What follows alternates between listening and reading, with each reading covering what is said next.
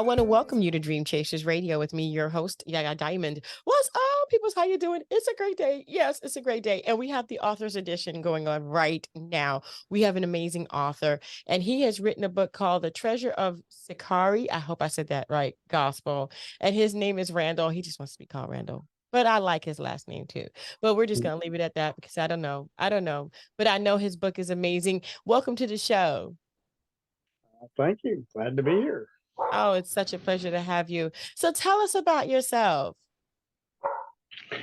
Well, I'm into a lot of different things. Maybe from my background, you can tell I'm into various sports and stuff. But when I was younger, I was an avid reader and always a pretty good writer. So quite often, I think to myself, well, I can write something like this as well as what I'm reading. And so I decided I would do some of that. I was kind of simultaneously drawn to sort of educational nonfiction and sort of adventure thrillers. And so many years ago, I wrote an adventure thriller.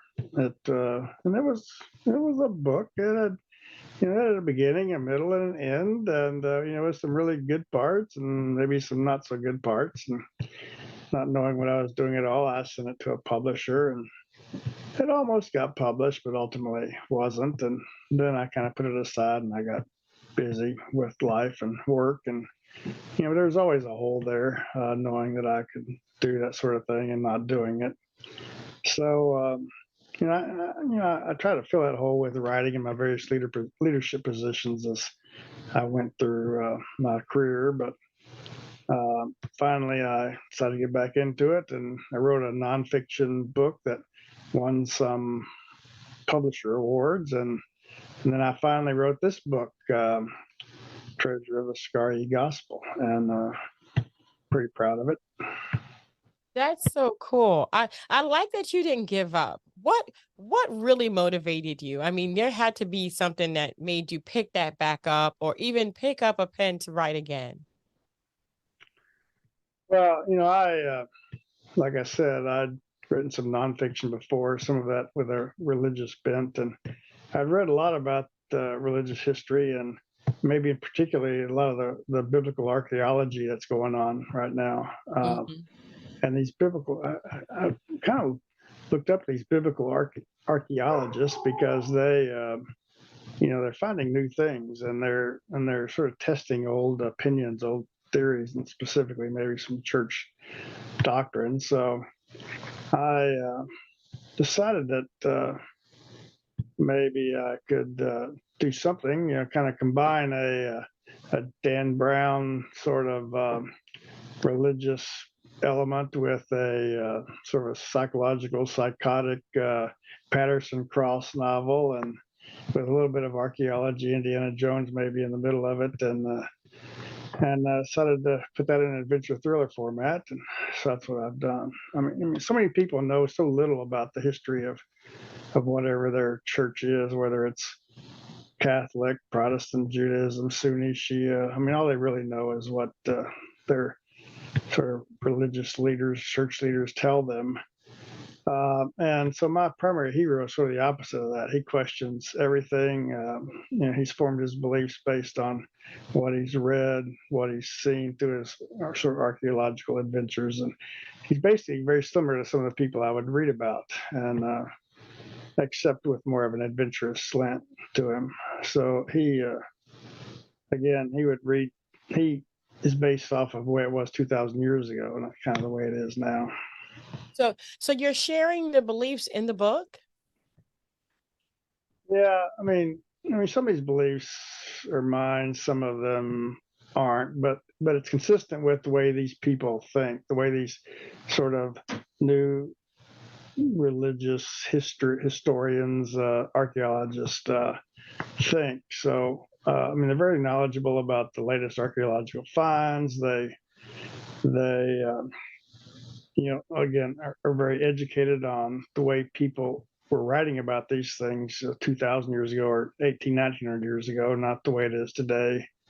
And so, the church that we have today is really based off of of the Roman Church, right? But that was established in the 4th century. I mean, the original church, the 1st century church, was Jewish, right? And the leader of that church was James, the brother of Jesus, and not Peter, not Paul, but James. And after James' death, it was Simon, Simon the Zealot, another brother of Jesus, and so essentially, consistent with practices in the Middle East, they were forming a caliphate, based on Jesus's heirs. And when Paul decided to, establish sort of this Gentile church, this Gentile mission, he had to go to James for approval. I mean, because James was the head of the church. And historic ruling, James ruled that they just had to follow the ways of God-fearers. God-fearers were non-Jews that wanted to worship in the Jewish way, but not necessarily be circumcised, not go all the way in. And so they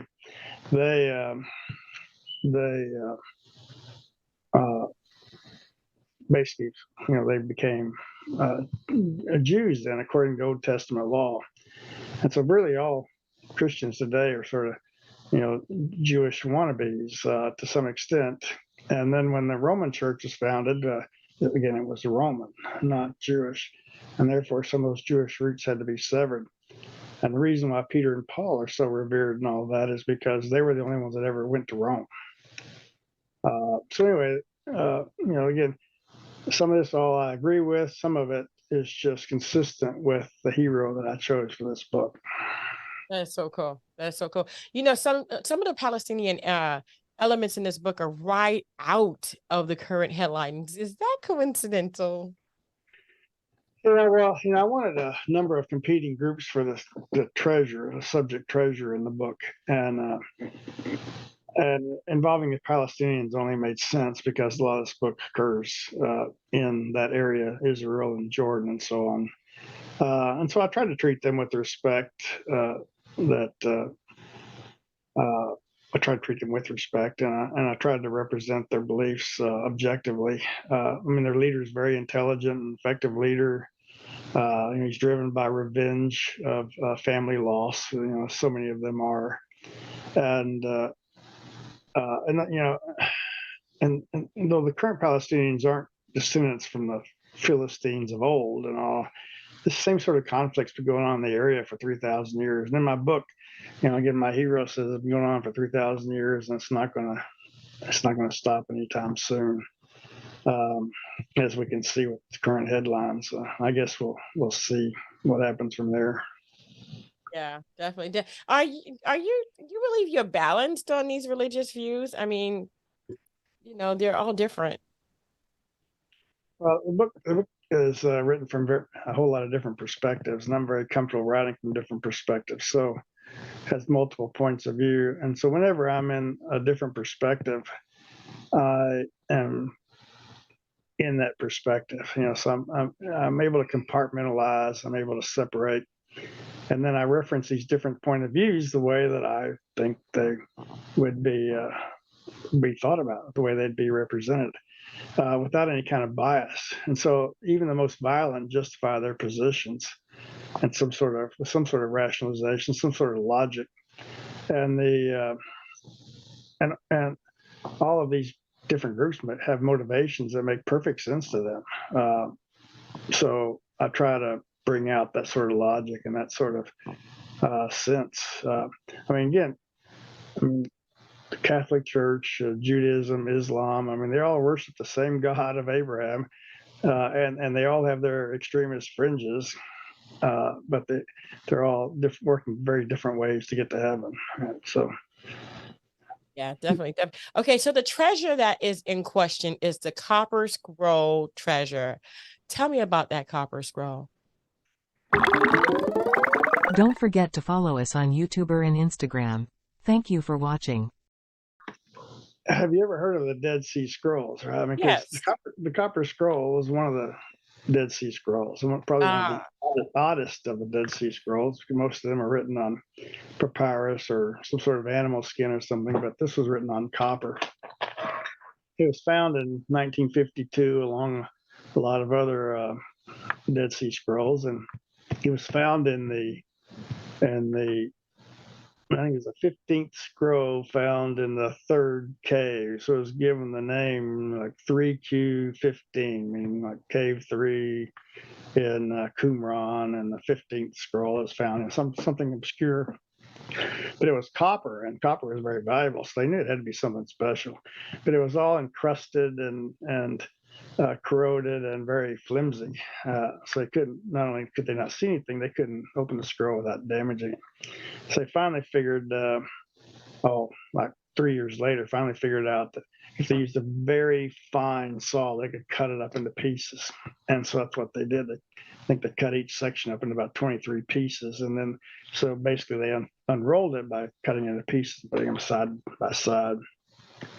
And when they opened it, it was like, it was pretty unusual, pretty strange. A lot of people were studying it. They found out it was written in Old Hebrew, written from that was consistent with the first century. So most of the Dead Sea Scrolls were older in the first century. This was written in the first century, and but the most mysterious thing was it turned out to be a treasure map.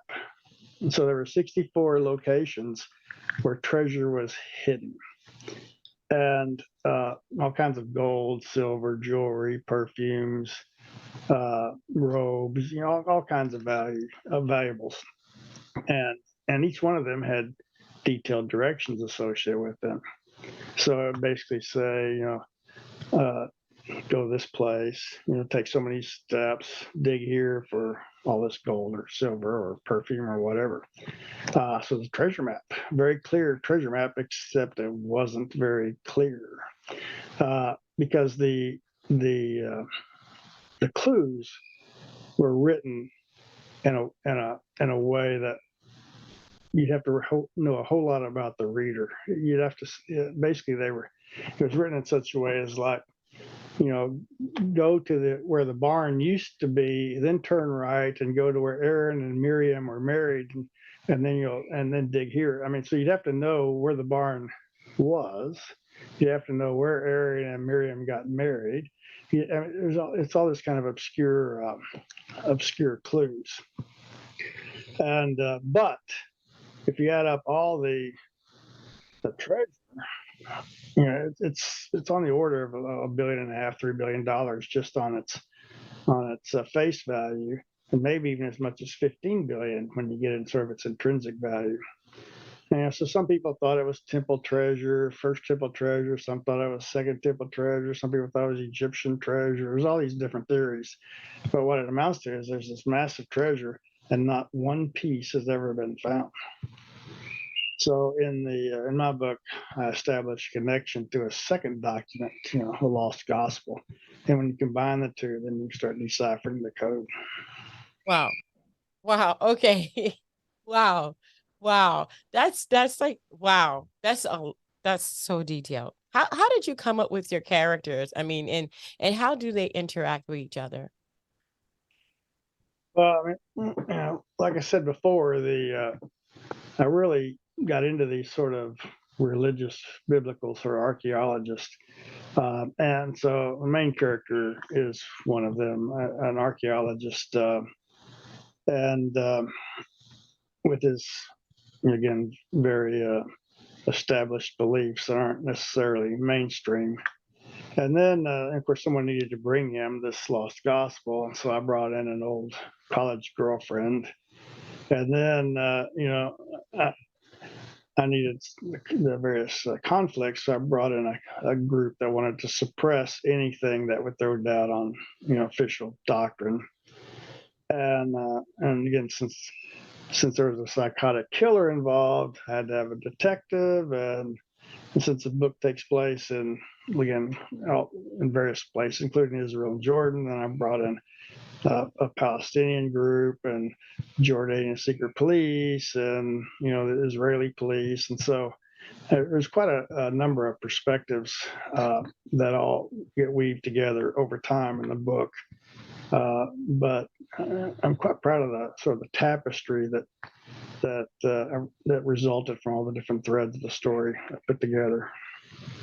Wow, wow. Is there any part of you in any of the characters, the main character, anywhere? You know, I'd like to think so, but probably not as much as I would like, right? I mean, anytime you're in an adventure thriller, you'd like to think that you'd go on such an adventure. You'd like to think you would react in a very courageous way, but I don't think any of us really know how we would react in those kinds of situations. You know, No. in my youth, I had some adventures and I did a lot of stupid things and whatever. But again, when it's life and death, I don't think any of us know how we'd react until we get in that thing. So Exactly. I enjoy research, and as you can probably tell, and I definitely challenge the status quo. Mm. But again, I mean, you know, how we really would stick to our conventions when we're truly challenged and threatened with violence, maybe even death. I don't think any of us know how we would react until we're there. So I'd say it's more of a fantasy about how I would like to be rather than, Oh. I am. I think that's kind of cool though. I mean, okay, so let me ask you a question because a lot of people write differently. How do you write? Do you write outlined? Do you write like chapter by chapter? Do you start at the end? Do you work your way back? I mean, how do you write? You know, I guess that's a little of all of that. I start with a concept and a high level outline. But as I write, I mean, there are always new paths that form, new paths that become apparent, new new things that obviously have to happen. So, I mean, I'd like to think I could just uh, create a real very detailed outline, just fill in the blanks. But I mean, there's no way that's possible for me. I think the outline forms a foundation, and then the depth of the story comes out of free form, and in the end, the story takes on a life of its own. Nice, nice. Where do you go from here? What happens? Are you gonna write another book? Are you done? Is it a movie in the progress? I mean, what's going on?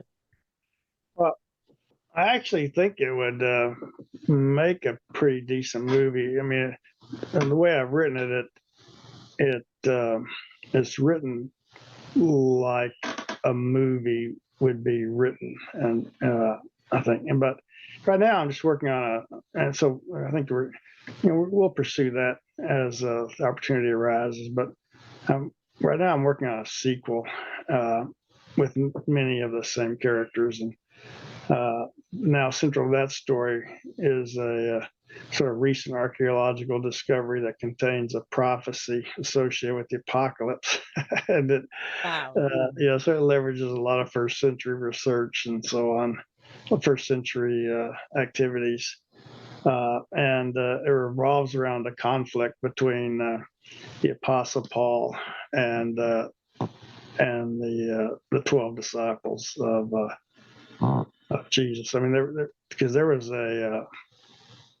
they weren't all on the same page. They were largely in conflict throughout that time, and so this basically then I mean, there's a person who's kind of gone off the deep end and thinks he's the reincarnation of Paul, and thinks he can bring about the apocalypse by doing some pretty horrible things. Ooh. So I hope to have that completed in several months. I mean, that's cool though. That's really cool. What kind of advice do you give to people who want to write like you or even write at all? Well, I think you need to get involved in organizations that do this. You need to be around other writers, and you need to learn what to do and what not to do. You need to learn a little bit about editing, how to take your draft and then turn it into something of real quality. And the only way to do that, I think, is to be around other writers and hear their sort of their practices, how they do things, and I mean, that's how I got better at it. I mean, again, I've always been a good writer, but I think to really produce a quality document, you have to follow some best practices that other people have already learned and can pass on. Nice. Well, thank you so very much, Randall, for being on the show. I truly appreciate it, and all of your studies and being so aligned with the real and then the fantasy. I think that's amazing. Yeah, well, that's kind of life, isn't it? Oh, it is. It definitely is. Where can people find the book? Well, there's the website. I think the easiest way, I mean, you can get it on Amazon, but I think the easiest way is just go to randallgannawaybooks.com, and then that will take you links to where you can actually get the book. Awesome. We're going to have that link in the description below or to the side or wherever you're watching. And that way you guys can go ahead and get that for yourself. And if you're watching on the Rewind Network, the right network or DuPont Network, and there is no description box, please go ahead and go to our YouTube channel and watch this interview in the description box below. That will be the website that you can go ahead and go. And our YouTube channel is Dream Chasers Radio. I want to thank you guys again so much for coming on. And Randall, thank you again so much. Keep going, keep writing, and keep being mysterious. I love it. Absolutely love it. Thank you for having me. I've enjoyed this a lot. I've enjoyed it more than you probably. This is what I live for. I love talking to people about their dreams and about the things that they're doing. And I hope that we are encouraging you to go after yours. And until next time, guys, don't forget to dare to be different. Bye. Bye-bye.